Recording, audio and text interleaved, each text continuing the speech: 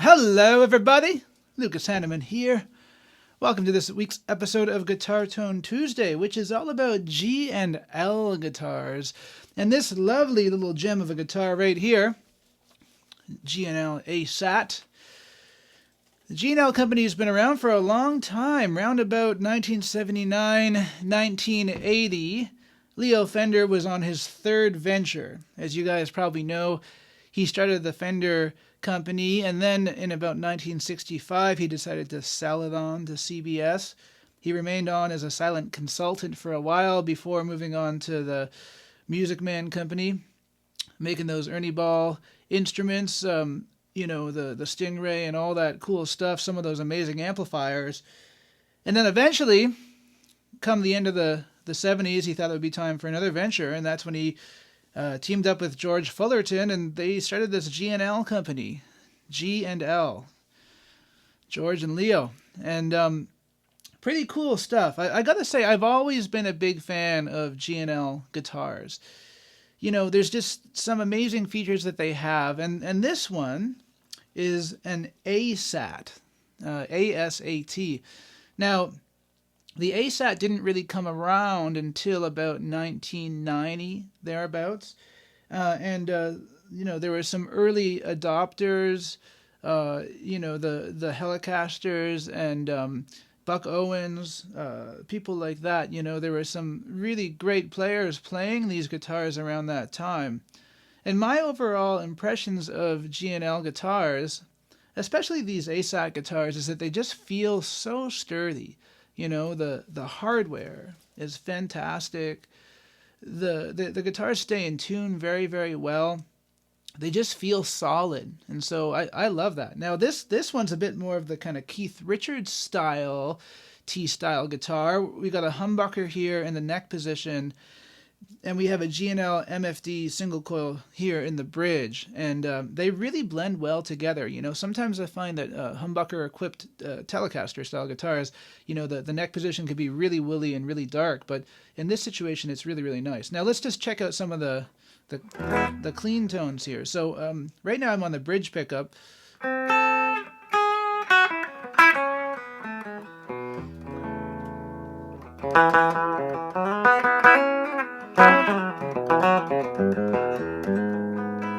Now we can darken that down a bit with the tone control.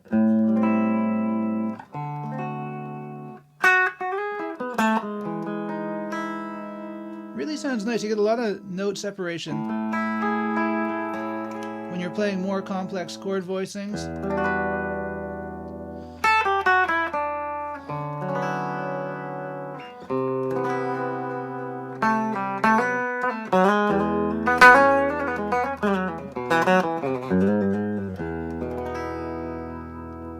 Let's check out both pickups together.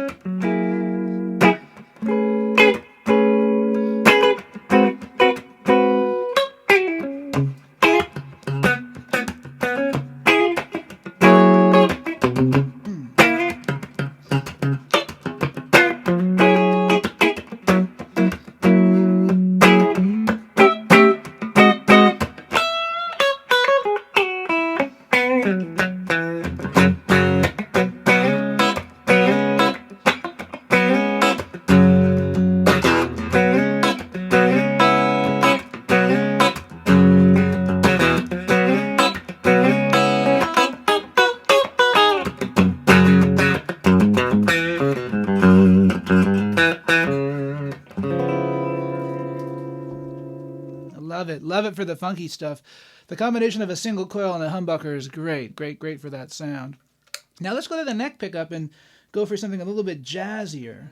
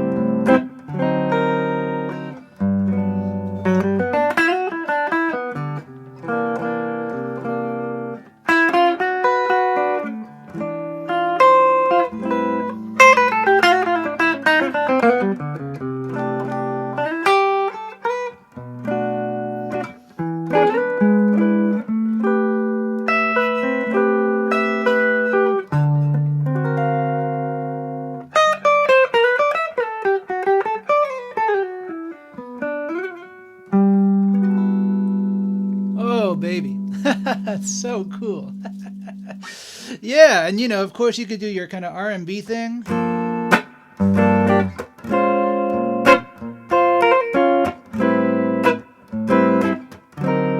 With that kind of thing too.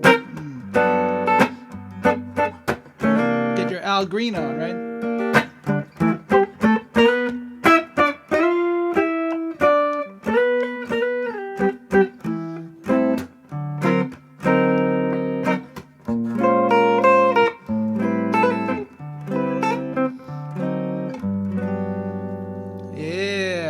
Oh, baby. I love this. I love this thing. I'm borrowing this from a student right now, restringing it for him and doing a little bit of a setup.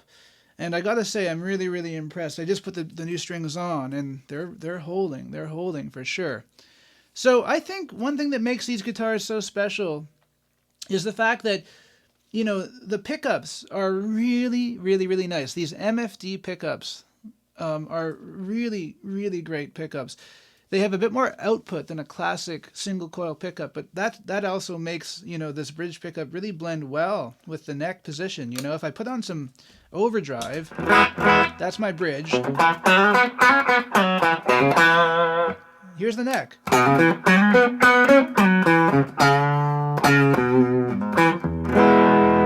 And, it's a little bit darker, than the bridge pickup, but that's the nature of a humbucker, so it gives you all those kind of big sounds from the neck position.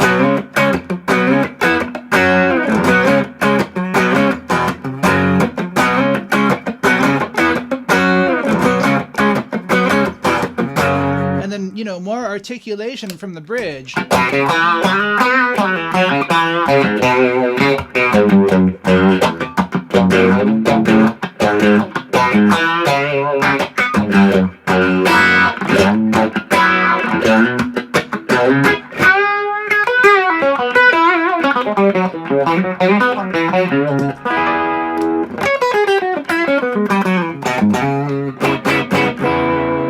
And a really nice in-between sound too, so you can do anything on a Telecaster like this. It's really, Really, really nice, you know. And one thing I think, for me, one argument for G&L guitars is the fact that, yes, you're buying from a relatively big company, not as big as Gibson or Fender or whatever, but you can still, you know, they're still a relatively large company. Last time I checked, I think it's about 65 employees, something like that. And, you know, but even with that, you can still get customized guitars. Now, we don't know much about the history of this guitar. We don't know when it's from. I'm assuming sometime in the 2000s because my student bought this used. But one thing I love about it is it's got this really nice kind of thick neck. Not huge, but not tiny either. And I really, really, really love it. These might be stainless frets on this guitar because I know that you can order that as a custom option. And the whole guitar just feels really, really nice in hand, you know. It balances out well. It's a little heavier than maybe I would like if I were buying my own guitar, but it's a nice medium weight, which is great, you know. If it were mine, I would probably disconnect the tone control from the neck pickup, because with a humbucker, I don't really feel the need for it myself, and then have the tone on the bridge to even get a more blended sound between the two. But, you know, I do like it, and I like the kind of Keith Richards vibe. I love the kind of sparkly red finish that this guitar has. It's really, really something nice. And the tuning machines are so great on these guitars. You know, they have a very high ratio, and they're super sturdy feeling, you know. So I like that. And I'm also a big fan of the Strat style, you know, S-style G&L guitars as well, where you have the treble and bass controls as opposed to the standard tone controls. My experiences have been positive with these guitars, and, you know, the bridge also feels very rugged, very sturdy, very stable. So in the comment section below, let me know your opinion of G&L guitars. Have you spent much time with one of these? Do you have one? Again, this is a Fullerton made G&L ASAT classic with the humbucker in the neck position. Just a great, great guitar. So I'm going to play you guys out, and thanks as always for watching. We'll see you guys again next Tuesday.